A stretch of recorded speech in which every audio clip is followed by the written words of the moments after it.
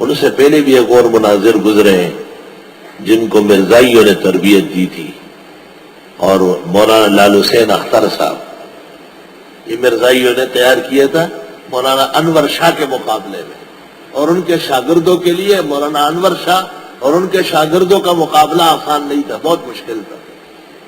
کہیں بھی مرزائیوں کو مناظرہ ہوتا شاہ صاحب بغیر پروگرام کے روانہ ہو جاتے۔ تو انہوں نے کہا کہ شاہ صاحب میں کیا کمال ہے، کہ ایک تو عربیت پر اور طرح قادر ہے جو عام علماء شعر بھی نہیں جانتے، اور دوسرا یہ کہ مطالعہ بے انتہا ہے، ہر کتاب کے فوری صفحات نکالتے ہیں، سطر گن کے بتاتے ہیں۔ تو انہوں نے ایک آدمی کو تیار کیا اور جامعہ ازہر میں اس کو تعلیم دلوائی، 10 سال دیوبند کے بجائے 22 سال ان کو پڑھوایا، اور وہاں عربیت کے بیرسٹر رہے، مناظر رہے، وکیل رہے۔ جب واپس آئے قادیان پہنچے اور دیوبند کو مناظرے کا چیلنج دیا تو مولانا انور شاہ صاحب نے دوبارہ کہا کہ میں خود آتا ہوں۔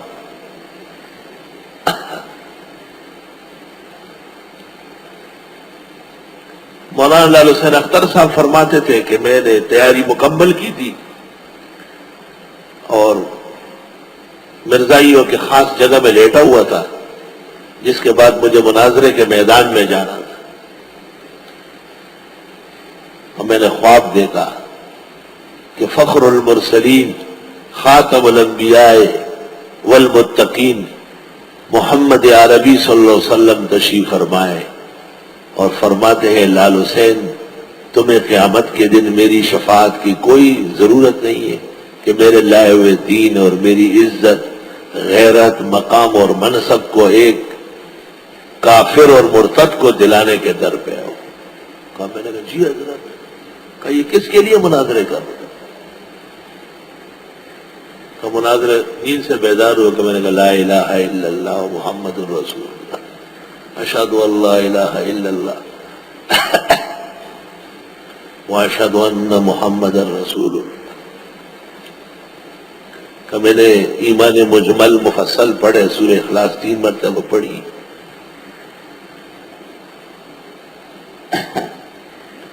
فرمایا بڑے ناشتے اور کھانے کا میں نے دل میں سوچا زہر پھینک گیا، یہ تو مرزائیوں کے کھانا ہے، میں کیوں کھاؤں؟ کا حال میرا غیر تھا بالکل۔ اب سب سے بڑی تکلیف یہ پیش آئی کہ جسم پر جو کپڑا ہے وہ بھی ان کا، جو فوری تقریباً ناممکن تھا۔ بس جب مناظرہ شروع ہوا، مولانا لال حسین کا نمبر آیا تو انہوں نے خواب سنایا اور اعلان کیا کہ حقیقت یہ ہے کہ مرزا غلام احمد قادیانی اسلام، قرآن، سنت 1400 سال اسلامی تاریخ کی روشنی میں یقیناً کافر مرتد تھا، اس میں ایک رتی بھی ایمان و انسانیت نہیں ہے،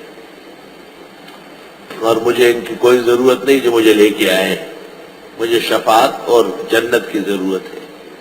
مجھ پہ احسان کیا ہے میرے رب نے کہ فخر المرسلین جناب رسول اللہ صلی اللہ علیہ وسلم نے خواب میں آج مجھے تنبیہ کی ہے کہ تم میری عزت، غیرت اور ناموس کے خلاف میرے ایک دشمن کے ساتھ کھڑے ہو، یہ کیا کر رہا ہے؟ وہ پھر ختم نبوت کے مناظر تھے، اس لیے تو مرزائیوں کا تہوبالا کیا ہے۔ مولانا محمد حیات صاحب ان کے شاگرد تھے، مولانا لال حسین اختر کے۔ ختم نبوت کا بھی بڑا احسان ہے، مجلس تحفظ ختم نبوت کا بہت کام کرتے ہیں، خدا تعالیٰ ان کی بھی مشکلات حل فرمائے۔ ختم نبوت کے ایک مبلغ تھے بہت بڑے، یہ مولانا منظور چنوٹی، علامہ خالد سب کے استاد تھے، اس کا نام تھا مولانا محمد حیات صاحب۔ حضرت کی داڑھی نہیں تھی، بالکل نہیں تھی، اور بیٹھتے بھی اس طرح پہ،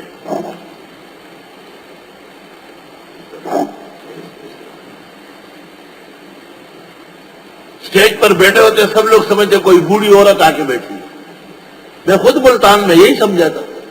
اللہ اکبر، اللہ اکبر۔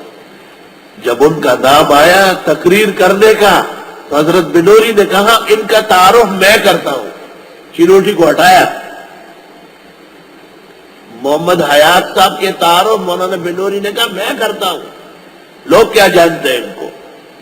اور حضرت بنوری نے جو تعارف کیا سارا جہان رو رہا ہے. آپ نے ان الفاظ میں یہ بھی کہا کہ دعوے سے کہہ سکتا ہوں کہ مرزا قادیانی کو اگر مولانا اپنی زندگی میں مل جاتے کفر سے بچ جاتے. اتنے بڑے مناظر. اور پھر انہوں نے تقریر کی لا الہ الا اللہ. واقعتاً دل چاہتا تھا کہ مرزائیوں کے بڑے بڑے مناظر آ کے سن لے اس کو. حیات عیسیٰ پر کلام کیا انہوں نے. کلام کیا تھا تمام علوم جیسے بارش کی طرح برس رہے ہو. حسین ترتیب، زبردست موشدافیاں، عمدہ ذرائف اور لطائف، ہر چیز کا تباہ تھا. بس ایک شکل صورت خدا نے نہیں دی. اور جب موج میں آئے تو رومال بالکل ایسا گر گیا سر سے. مولانا محمد حیات صاحب. اللہ اکبر. وَلَيْسَ الذَّكَرُ كَالْأُنثَىٰ، اور نہ تھا وہ لڑکا اس لڑکی کی طرح.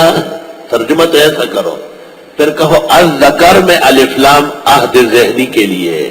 جو بی بی صاحبہ مائی مریم کی والدہ کے دل میں ایک لڑکا تھا، اللہ تعالیٰ فرماتے ہیں وہ اتنا کام کا نہیں ہوگا. اور یہ لڑکی جو میں نے دی ہے یہ بڑی بلند ہوگی.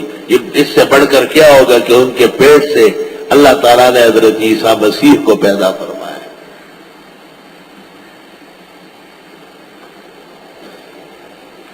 وَإِنِّي سَمَّيْتُهَا مَرْيَمَ، اور بے شک میں نے اس کا نام رکھا مریم. یہ کوئی ضروری نہیں ہے کہ اسی وقت ہو.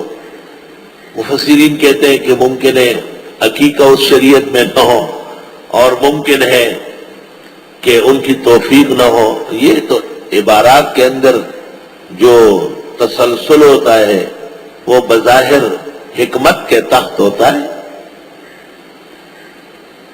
اور سمیتھا بمانے اسمیھا بھی تو ہو سکتا ہے. کیا ماضی مضارع میں نہیں آتا عطا امر اللہ یاتی امر اللہ. علماء نے یہ قاعدہ لکھا ہے کہ نام پہلے سے تجویز ہوتا ہے، اور جب عقیقہ کر لیا جائے اور عقیقہ توفیق پر ہے، توفیق نہیں ہے تو کوئی عقیقہ نہیں. تو اس دن جو 4 کام کیے جاتے ہیں، بال لیتے ہیں اور بکرے کاٹتے ہیں، یا لڑکی ہو تو ایک بکرا، اس کے بال تولے جاتے ہیں سونے چاندی سے، فقراء کو دیے جاتے ہیں. اس دن اعلان ہو جاتا ہے کہ اس بچی کا نام یا بچے کا یہ رکھ دیا گیا. تو پہلے سے تجویز ہوتا ہے اور بعد میں تسمیہ ہوتا ہے. عقیقہ 7ویں یا 14ویں یا 21ویں دن. اس کے بعد نفلی عبادت رہے گی، سنیت ختم ہو جائے گی.